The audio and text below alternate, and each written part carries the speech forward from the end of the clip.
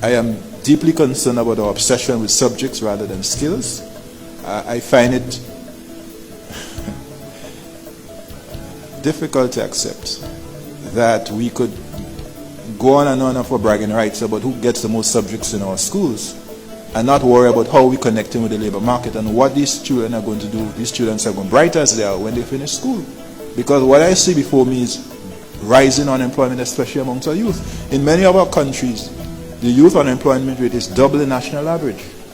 So that concerns me, and for me it is very clear that skills is an area. So you can go into some countries and you still can't find plumbers, you still can't find masons. The really good ones are in high demand, and the other ones, well, let's just not talk about that. But then you also have the issue of what is it that we're creating for this new economy? When you look at the skills required for the 21st century, there are skills in the area of emotional intelligence, the soft ones. Then there's coding, and there's cognitive reasoning, and those are not skills that are being sufficiently addressed in our school system.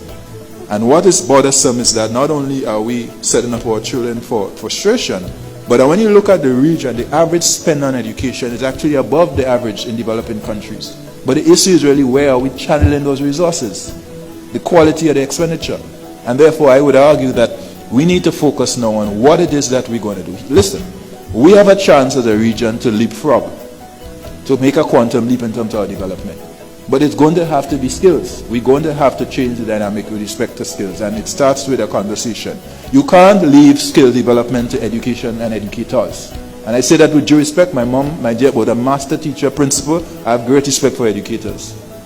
But he who knows only education does not know education, in the same way that he who only knows economics does not know economics. You have to have an interdisciplinary approach where you bring others to the table. And a lot of that discussion really requires that we bring industry together.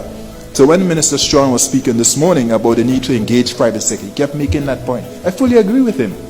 For me to discuss the whole evolution of skills in our region at this time, in our school system, it has to be a conversation that goes beyond education. It has to involve economists, it has to involve private sector, it has to involve civil society, and ultimately, obviously, it has to involve our youth. So I fully agree that we need to skill. And the truth is, more than just teaching or training for 21st century skills, is a mindset that we have to keep skilling and reskilling. Skilling and reskilling, because as Alvin Toffler said, the illiterate in the 21st century is a person who cannot learn, unlearn, and relearn. And basically, it requires us to have that agility, as was referred earlier, where we continue to reskill. And so I say to young people, not just that you stay forever young, but you stay forever skilled. And that requires a commitment to lifelong learning.